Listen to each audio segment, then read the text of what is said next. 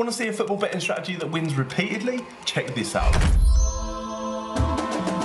So I track the results on this super simple betting strategy over the space of 30 days in Excel. I'm going to reveal all the bets, the secret behind how the strategy works, why it's a repeat winner, and how it secures a substantial profit on the unders-overs football betting market. It relies on a couple of basic indicators that anyone can find each day, as you'll see in just a second. But first, I need to explain why it works.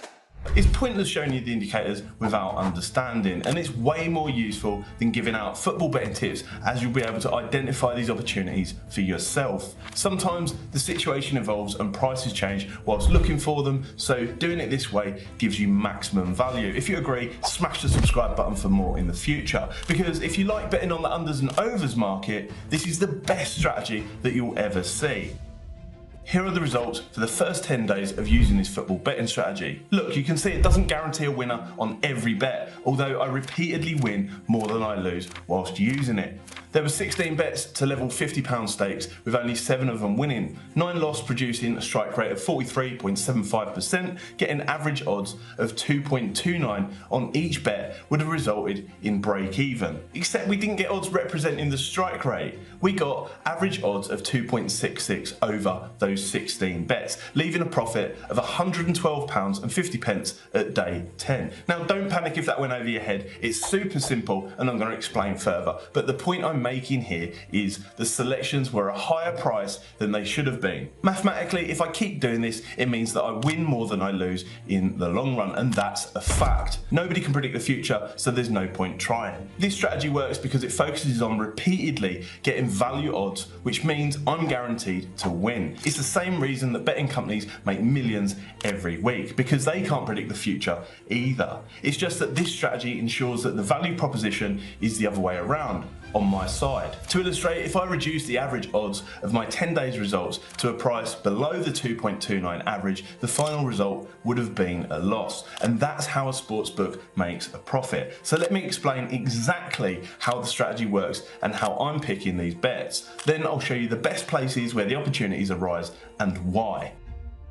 So take a look at my screen here showing Argentinian match odds. On the left we have the odds of Betfair's exchange. Exchanges are the best guide to true price in real time. There's not a huge amount of money in the market, but you can see that over 2.5 goals odds are between 2.36 and 2.6. Now there's a gap in the price spread, but the market is telling us that it believes the true odds are somewhere between the two prices. For reference, the midpoint between those two prices is 2.48. Now, if we compare that to the sportsbook odds on the right hand side of the screen, bearing in mind it doesn't include commission on bets, you'll see that the sportsbook is providing some value here. The corresponding over 2.5 goals bet is currently priced at 2.55 on the sportsbook, higher than the midpoint of 2.48 on the exchange. The reason I'm highlighting this is because it's a clear indicator that the sportsbook's bet is overpriced in this instance. Betting on it means we get a bigger price than the marketplace deems the bet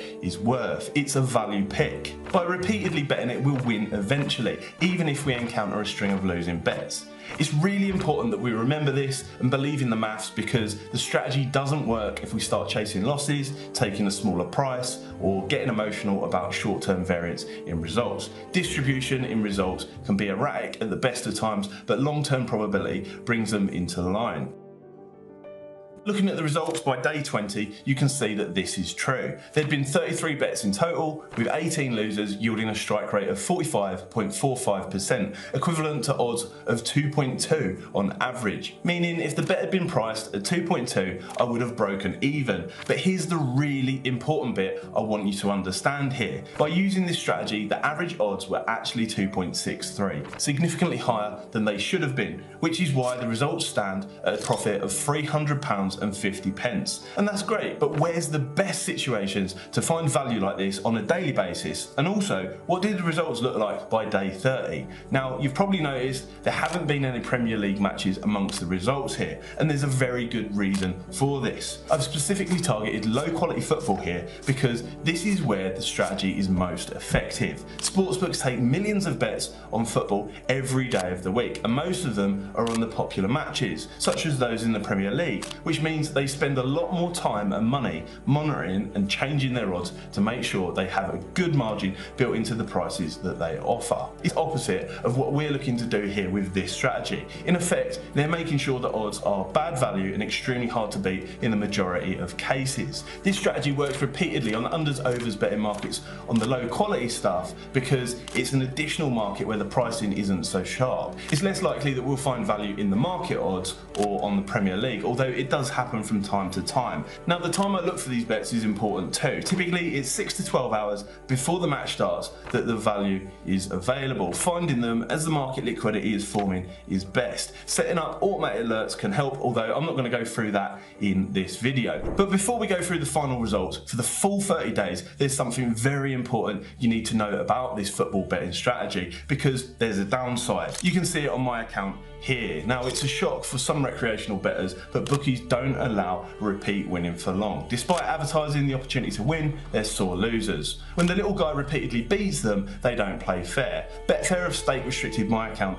for winning. Now they'll only let me stake between 10 pence and £2.42 on this bet. They do it to anyone that consistently beating them on their sportsbook. It's proof that the strategy works and they know it, although it is frustrating as it limits the amount of money that can be made. If you want to win repeatedly with this football betting strategy into the future, you'll need to use multiple sportsbooks or acquire extra accounts. So let's see how I did over the 30 days and calculate the value margin for this strategy. If you're getting value, please subscribe down below. So over the course of 50 bets in 30 days, 27 of my over-under bets lost. 23 of them won, leaving a total strike rate of 46%. There were 1 to 3 bets per day. The price and time of the bet is logged in line with the Betfair sportsbook. You can see the corresponding over and under bet and its final result to the right of the spreadsheet. Given the ratio of winners to losers, it means that average betting odds would have had need to be 2.17 to break even. However, the average odds we got were actually 2.637, meaning there was a margin of 0.467 on our side on average. Nearly half a price point of value is big when it's a polarising market where there are only 2 outcomes like this. To level £50 stakes, this football betting strategy yielded a profit of £534.50 over 30 days, which isn't a huge result, but it's extremely reliable. Unlike football accumulators, as I explained here in this video, if you've ever placed an accumulator bet, you just have to see it. Thanks for watching, I'll see you next time.